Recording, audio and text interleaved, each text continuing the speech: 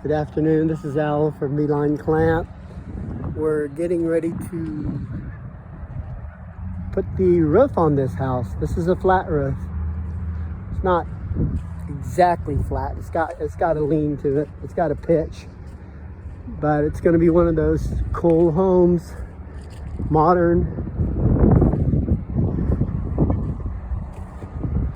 The center of this house, if you notice, it has 4 windows on top and 4 windows over there, and it's going to have a wall on top of that beam there, and it's probably going to be 8 windows. I'm not real sure, but this area goes up real high.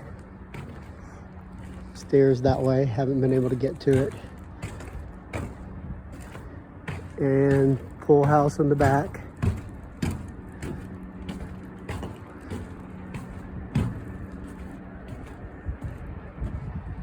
Big overhang. A lot of shade.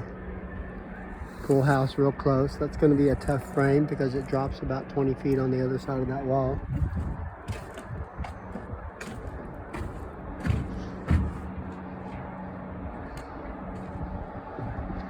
This is what I got going on.